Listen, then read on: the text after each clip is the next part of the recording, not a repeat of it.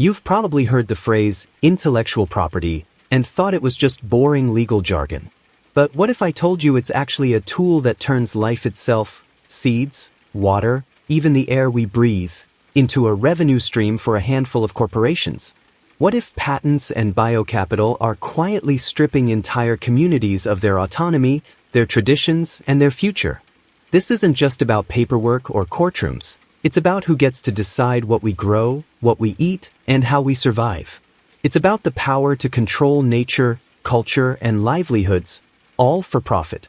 And while most people never see it coming, the consequences are immediate and devastating for farmers, indigenous peoples, and anyone who depends on the land. Let's start with seeds. For thousands of years, farmers saved, swapped, and bred seeds, building resilience, diversity, and food security. But today, a handful of corporations have turned seeds into private property. They patent genetically modified varieties and aggressively enforce those patents, making it illegal for farmers to save or replant them. But it goes even deeper and darker than that. How do they kill natural seeds? First, by flooding markets with patented seeds and heavily marketing them as high-yield or climate-smart, corporations push traditional varieties out of circulation. In many regions, local seed banks and indigenous varieties are simply abandoned because farmers are pressured, sometimes even by government policy or subsidies, to switch to the corporate brand. Second, these companies often use technology use agreements that legally bind farmers to buy new seeds every year. Some patented seeds are even engineered with Terminator technology, genetic modifications that make the plants sterile, so their seeds can't be saved or replanted at all. This means the ancient practice of saving seed is not just discouraged, it's criminalized or biologically sabotaged. Third, as more farmers adopt patented seeds, natural and heirloom varieties disappear from the landscape. The gene pool shrinks. If a disease or pest emerges that targets the dominant patented crop, there are fewer alternatives left to fall back on. This is not just a loss of biodiversity, it's a ticking time bomb for food security. What are the effects on society? The consequences of patented seeds and corporate control are devastating and far-reaching. First, there's the loss of independence. Farmers become dependent on a handful of multinational corporations for their very ability to plant and harvest food. If they can't afford the new seeds or the required chemicals, they're out of business, locked out of the food system they once sustained. This leads directly to debt and despair. In India, for example, the widespread adoption of patented Bt cotton led to a cycle of debt for many small farmers who had to buy new seed and expensive pesticides every year. When crops failed or prices crashed, thousands were pushed to bankruptcy and, in some tragic cases, suicide. This is not a myth, it's a documented crisis. Then there's legal intimidation. In North America, Monsanto, now Bayer, has sued hundreds of farmers for patent infringement when patented genes showed up in their fields, even if it happened by wind or cross-pollination. The threat of lawsuits hangs over entire farming communities, creating a climate of fear and uncertainty. But the damage goes even deeper: erosion of culture and knowledge. Traditional seed saving is not just a technique, it's a culture, a science, and a community practice. When it's lost, so is the knowledge of how to adapt crops to local soils, climates, and tastes. This is a loss that can't be measured in dollars. And finally, food system fragility. With fewer seed varieties in use, the entire food system becomes more vulnerable to disease, pests, and climate shocks. A single blight or drought can wipe out huge swaths of crops if everyone is planting the same patented seed. Now, here's the truth. These corporations are aggressively pushing patented seeds and GMOs into Africa, often with the backing of international donors and trade agreements. The African Union's Alliance for a Green Revolution in Africa, AGRA, for example, has promoted hybrid and patented seeds, sometimes at the expense of local varieties. Countries like Ghana, Nigeria, and Kenya have faced pressure to adopt new seed laws that favor corporate patents and restrict traditional seed exchange. This isn't just development, it's a new form of dependency, locking African farmers into cycles of debt and eroding their food sovereignty. But resistance is real. In Europe, many farmers and activists have fought back against the spread of GMOs and patented seeds. France, Germany, and several other EU countries have banned or strictly regulated GMO crops, and European farmers' unions have demanded the right to save and exchange traditional seeds. In 2018, the European Court of Justice ruled that gene-edited crops should be regulated as GMOs, a major victory for food sovereignty and biodiversity. The fight over seeds is a fight over the future. Who controls it, who benefits, and who gets left behind. The push to patent life is not just a business model, it's an assault on independence, culture, and the right of communities to feed themselves on their own terms. It doesn't stop at seeds. Drip irrigation, desalination, and precision agriculture systems can boost yields, but when these systems are proprietary, they come with strings attached, expensive equipment, locked-in service contracts, and proprietary spare parts. Smallholder farmers are trapped in cycles of debt, paying for licenses and maintenance while local know-how fades away. And when water infrastructure is privatized, a public resource becomes a profit center. Prices go up, access goes down, and the poorest are left behind. Water, the most basic human need, is turned into a commodity for corporate gain. The result? Thirst, disease, and desperation for millions.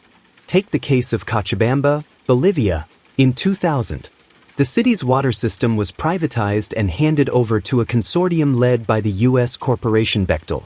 Almost overnight, water prices skyrocketed. Some families saw their bills triple or quadruple. Many people could no longer afford clean water, and some were forced to tap into unsafe sources. The backlash was immediate. Massive protests erupted, known as the Cochabamba Water War. After months of unrest and violent crackdowns, the people forced the government to cancel the privatization and return water to public control. This real-life event shows exactly what happens when water is treated as a commodity instead of a human right. Privatization doesn't bring efficiency or access. It brings exclusion, hardship, and resistance. And it's a warning for every community facing the same pressures today. Now, let's talk about the raw materials that power green gadgets. The Democratic Republic of Congo supplies about 2/3 of the world's cobalt, a critical ingredient for batteries in electric vehicles and smartphones.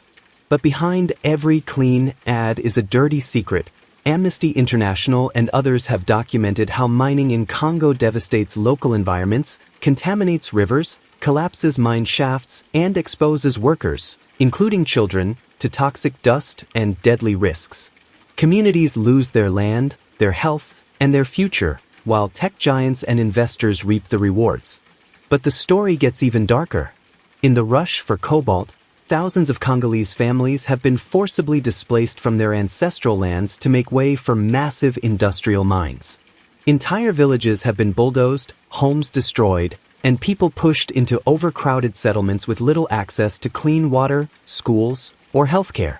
Traditional ways of life, farming, fishing, community rituals, are wiped out overnight, replaced by the constant hum of heavy machinery and the threat of eviction. The companies and investors behind these mines claim they're building a green future, but the reality on the ground is a new form of colonial extraction, one that poisons the land and people in the global south so the global north can feel green. The cost of every so-called sustainable battery is measured in lost lives, shattered communities, and a landscape scarred for generations. This isn't progress, it's exploitation hidden behind a marketing slogan. Biopiracy is another face of biocapital. Companies and research institutions have patented medicines, plant varieties, and traditional knowledge that originated with indigenous peoples and farming communities. Remember the neem tree, turmeric, or even traditional rice varieties. Firms have tried to patent uses that local communities have known for centuries, like neem's natural pesticide properties or turmeric's healing powers. These are not new inventions, but ancient wisdom passed down through generations. Yet, under the logic of biocapital, this knowledge is appropriated, repackaged, and then sold back to the world as innovation. Corporations file patents on genetic traits, herbal remedies, and even the DNA of wild plants, turning what was once a shared resource into private property. This means that farmers and healers who have used these resources for centuries can suddenly find themselves paying royalties or facing lawsuits for using their own heritage. Sometimes, grassroots movements and governments fight back. India famously challenged and overturned patents on turmeric and neem in the 1990s. But these victories are rare. The pattern is clear: knowledge and biodiversity are appropriated, then commodified under intellectual property law, with profits flowing to multinational companies while the original stewards are left out. International agreements like TRIPS, the WTO's agreement on trade-related aspects of intellectual property rights, make it even harder for poor countries to resist these regimes. TRIPS requires countries to enforce strict patent protections, even on seeds, plants, and medicines. This means that local communities lose control over their own resources, and the world's biodiversity is locked behind paywalls, accessible only to those who can afford to pay. The result? Local wisdom is stolen, traditional practices are criminalized, and the genetic wealth of the planet is concentrated in the hands of a few corporations. This not only threatens food security and health sovereignty, but also erodes cultural identity and the ability of communities to adapt to climate change and new diseases. Biopiracy is not just theft, it's a form of neocolonialism that turns the world's commons into corporate assets, deepening inequality and undermining the very foundations of resilience and justice. All of this adds up to what we can call a dispossession industry. Biocapital converts life and ecosystems into streams of royalties and rents for investors, while workers, farmers, and frontline communities are left with pollution, debt, and dependency. The world's biodiversity, knowledge, and future are being sold off, one patent at a time. The harm is real: hunger, poverty, lost cultures, poisoned water, and a planet pushed to the brink. Think about it. When a handful of corporations own the rights to seeds, medicines, or climate technologies, they decide who gets to grow food, who can afford treatment, and who can access the tools to survive climate change. In India, the spread of patented Bt cotton led to a wave of farmer debt and suicides, as smallholders struggled to keep up with the costs of new seeds and chemicals. In Bolivia, the privatization of water in Cochabamba sparked a mass uprising when prices soared and poor families were cut off from their most basic need. In the Democratic Republic of Congo, cobalt mining for green batteries has displaced entire villages, poisoned rivers, and left children working in dangerous, toxic pits, all so tech companies can market clean products to the global north. Meanwhile, traditional knowledge, like indigenous medicinal plants or ancient rice varieties, is patented and sold back to the world as innovation, with little or no benefit to the communities that developed it. The result is a world where the commons, seeds, water, land, and knowledge are enclosed and monetized, while the people who depend on them are pushed to the margins. This isn't just an economic issue, it's a social and ecological crisis. When profit comes before people and the planet, we see the collapse of local food systems, the erosion of cultural heritage, and the destruction of ecosystems that have sustained humanity for generations.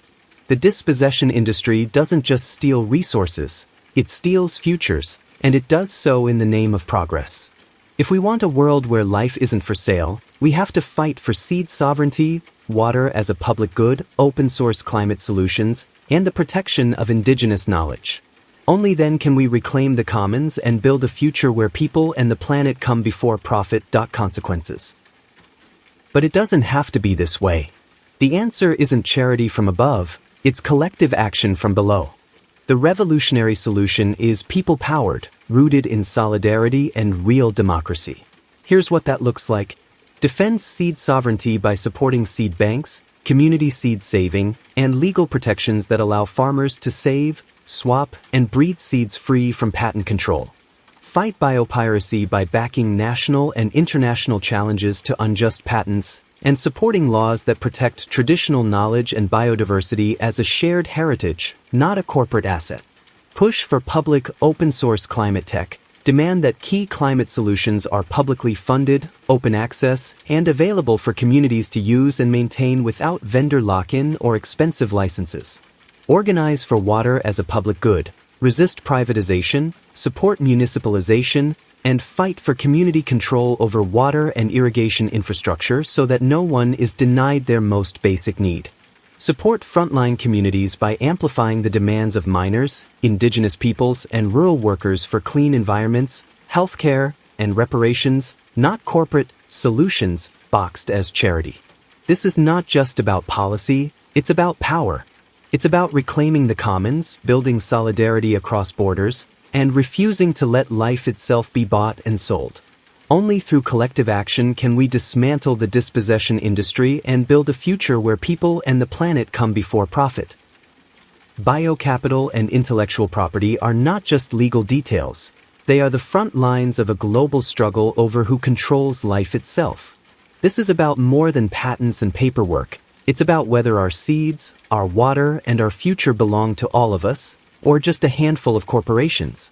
If we want a world where people and the planet come before profit, we have to organize, resist, and reclaim the commons. The fight for seed sovereignty, water justice, and open climate tech is the fight for our collective survival, and for generations yet to come. So if you found this content eye-opening, like, subscribe, and share it with someone who needs to hear the truth.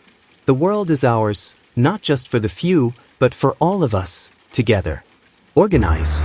Resist. Be unbreakable.